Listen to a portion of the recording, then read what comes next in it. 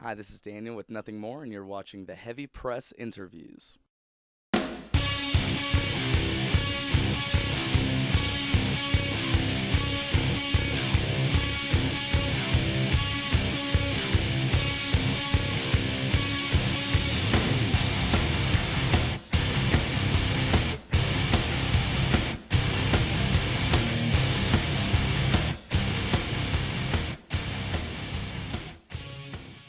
So you guys, we are in Toronto. You're currently on tour with Periphery, Wovenwar, Thank You Scientists. These are some really cool bands. So what would you say so far has been one thing that you've learned from one of these bands or even about them that's interesting? Or even about them. Well, them all being like supremely amazing musicians, like truly, from classically trained to Yeah. jazz trained to everything else. I think every night musically there's something to really glean from any artist watching their set. If it's not just like practice more, but they're all every musician on this tour is super approachable, and I'll walk up to the bass player of Thank You Scientist James, be like, hey man, and that the second song you go into the bridge, like what's that? Yeah, he breaks down the Cool. bass line for me, kind of like that. It's always something to learn. I don't know. This has just been a really neat tour. We've been a huge fan of Periphery for a long time. They big influence of ours. Great band. Yeah, awesome band. And actually, Wovenwar is the combination of As I Lay Dying, who we're all big fans of, Yeah. and the singers from this band from Dallas called Oh Sleeper, Yeah. that we're all huge fans of too. That's So awesome. yeah, so that was like a really neat thing to see that band come together and then see them on the tour. We're all really like kind of fanboys like that. So, oh man, Yeah. they're right there. Let's go talk to them and hang out. It's gonna be so fun. That's awesome. Yeah, Mark, our guitar player, and sound checks always playing "Oh Sleeper" riffs and stuff. Is he? And, yeah, That's it's just cool. it's just kind of So funny. you guys you're having fun. Totally. Okay, Yeah, good. That's it's all been that an matters. amazing tour for sure. Perfect. So now you kind of said like you really looked up to these guys and still do. What are your major bands that growing up that have really influenced you? Because you guys have such a dynamic sound, you can't really pinpoint where it came from, obviously. Yeah, I mean, me personally, it was a lot of older bands. Like, I'm kind of a family-trained musician, if you will, like for my dad and older brother, and they were both. My father's huge into Led Zeppelin and Cream, Eric Clapton, the Beatles, groups like that. Those were albums that I kind of learned on bass when I was growing up. Some of my personal influences, bass player-wise, are like Duncan Coots of Our Lady Peace, or Robert DeLeo of Stone Temple Pilots, people like that. As a band, we draw a lot of influence from. I don't know. It just kind of goes all over. Mark's kind of our guitar player's kind of our metalhead. He's the guy that is way into Metallica and bands like that. We're all huge fans of Thrice or Imogen Heap or Nine Inch Nails or huge fans of Dredge. Kind of an avant-garde. Kind of a strange band from LA, but yeah, I don't know. All of them influence our music in a certain way, and I think a cool thing about our writing process is how much we allow each other to kind of influence the different pieces of music that we all write, as different instrumentalists. And I think that's a big key kind of to our sound, like I might be the bass player, but that doesn't mean that like Mark didn't have, a hand in some of the parts, or same thing vice versa with guitar and drums. We're all just very open to hearing each other's input on what we're all doing, and kind of, I don't know, it's a lot of fun. It's a lot of That's fun good. writing in this band, yeah. That's really good. And yeah, that was kind of another thing I wanted to know is with your writing process. So of course you all work together. So do you guys kind of come to each other like, hey man, I wrote this like sweet bass riff, like what do you want to do with it? Or do you guys all sit together and actually start from scratch? Yeah, it always starts somewhere, like someone brings a musical idea, and we start vibing on it. It's only like after that do we ever just kind of jam, if you will, but it's a lot of, I don't know, it's not like a typical jam band or where Yeah. you just because we don't have a lot of steady chord progressions, Okay, yeah. So a lot of it is, the writing's just a little bit more technical, but there are some times where we're all playing completely different things in a room, and Yeah. we'll like kind of pick up on one thing and vibe with it. But Yeah. yeah, a lot of it starts just with an idea, and then I feel like we always start with the music first, and then kind of once it's to a point, like sit down at the coffee table, you know, and or the round table and discuss like what we feel like the song's saying, and then from there we all start compiling lyrical ideas or that we've already written, or just start fresh and kind of go with what we feel the song's speaking. Yeah, and with your latest album, your self-titled album, you guys really sound like you had fun experimenting with some really cool effects and just powerful production sounds and everything. Was there kind of an idea that you had, or a theme as far as production went, and adding all of these other kind of effects to the album that you guys had? I don't think so. I mean, it's hard to, I don't know, it's hard to really to say if there was a theme. Like, the idea, I know, going into producing it, because it was self-produced, like, in the house we were living in, was just kind of, like, make the heavier parts even heavier than they've ever been, and, you know, the more ambient parts, like, lighter and more ambient than they've been. So it was definitely kind of pushing to the extremes. It definitely worked in your favor. Now, with all of that, the writing of your last album, what song would you say kind of has the most meaning to you, and did you really put yourself into? Which one has that, and why, would you say? Yeah, I would say actually the single, This Is the Time, Ballast, the first single. I don't know, for me, like, this record has a lot of stories in it, like a lot of personal stories from all of us, and that song is much more of a, like, I don't know, like an ideology, if you will, or I forget what the word is, but I don't know. Like, I really enjoyed writing that song. Like, I feel it's like the philosophical idea behind it, I feel like, is kind of the underlying theme of the album as we go through all of these, like, specific stories that happen to us.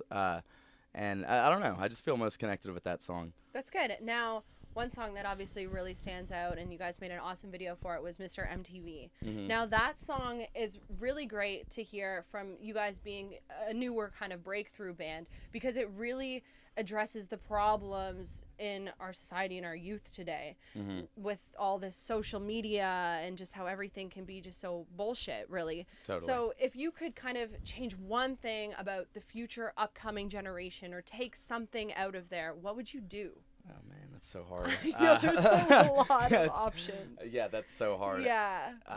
Well, not even one thing, but just in general, kind of what do you think our future generation needs to do just to better themselves and to get away from this Mr.MTV bullshit? Yeah, I mean, I don't know. I think it would be I don't know, just removing, like, vanity from, like, romantic relationships, or like understanding it for what it is, and not and understanding that, like, porn isn't sex, and, you know, it's not love, and that the thing, like, love is a very powerful thing between a man and a woman, and so is sex, I feel like, and it's just kind of getting ruined and watered down in some ways, potentially. So it's a good way to put it. And you know what, it really does affect the self-esteem of a lot of the young girls and guys. They feel like they have to meet those standards. Exactly. So that's a good point. Now, in the past year, you guys have just blown up. We've been seeing you everywhere, and you're really in North America now. We can't get enough of you. Cool. You know, obviously you guys have invested so many years in this, and it didn't just happen overnight. You guys have been doing this for a while. Yeah. At what point would you guys kind of say you realize, like, okay, like, we've made it. We can do this as a full-time thing. Like, this is our future. I mean, do you mean, like, way back in the day when we committed to it? Or... Yeah, like that one point when you realize, like, we've made it, we're doing this. Well, I don't know. I think there's like two answers to that. And one was kind of way back in 2005, right when I was joining the band, where, you know, Johnny, our singer, wasn't even out of high school yet. Like, he was graduating, so was another guitar player, blah, blah, blah. And I was in college, and, you know, I kind of got the guys together and convinced them. It was like, you know, hey, if we want to take this seriously, like, now's the time to do it. Like, there's no reason to just not put all of our eggs in this basket and not have a plan B. You know, like, this is swimming, you know, upstream. Like, at any point, if we decide that it isn't going to work, like, it's easy to go the other way, you know, whereas life gets only more complicated as we move on down the road, you know, when we get older. So there was that moment, and that was a moment where we, like, truly believed in ourselves and felt that that we could do it, and we had made it in a sense, at least to a point to where it's going to work, and then it didn't actually, every year the band has always been successful in some way. Like we always had a crowd of people following us to some degree, and it really took until this last year, for everything to just really break open, with the signing with 11/7 and then just the nonstop national touring. I don't, in that, that's a weird moment, because everything since like us being signed and everything, it's just been kind of just a real weird whirlwind, like the vehicle, we didn't have a vehicle, when we had to start the touring season. So we literally built one, like out of an old UPS truck. Wow. Yeah, it was a mess. It was a project like I never wanted to get into, but we all like jumped on board, and in several weeks, like had 6 bunks in the back of a van and like a living area in the front, and a different transmission in it, blah blah blah. And actually test drove it to San Francisco the first date of the tour. It was. And you made it? Yeah, it was really a mess though. It was really a mess. I don't know. There are so many moments, I think, that we have reassured ourselves along the way, whether we're an independent band or where we are now in a bus, to where you kind of take a step back and see all the, I don't know, like all the things that have been in your favor the whole time, even if you could look back on it negatively, and be like, wow, if that didn't happen, this would have never happened. And I think those are the moments where we all find peace, like true peace and happiness in our decision to pursue this. That's awesome. But other than like the obvious, we love music and performing is a blast and yada yada yada. But it's difficult sometimes. We're gone. I've never seen you guys, but it seems like you really put a lot into your live performances. Like I've obviously YouTubed it and stuff. So what would you kind of say is different from seeing you guys live versus just at home listening to the album? Yeah, I mean live.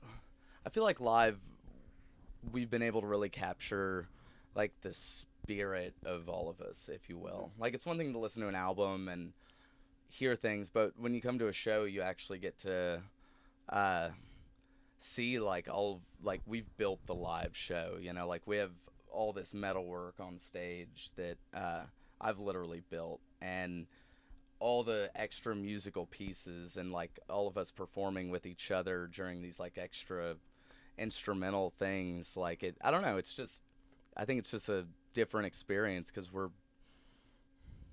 I don't know, we do things you can't record, I guess. Like we've put our bass solo on a recording before, and it's stupid, like it sounds stupid, but when you see it live, it's a different moment of energy, I guess. The emotions come out. Yeah.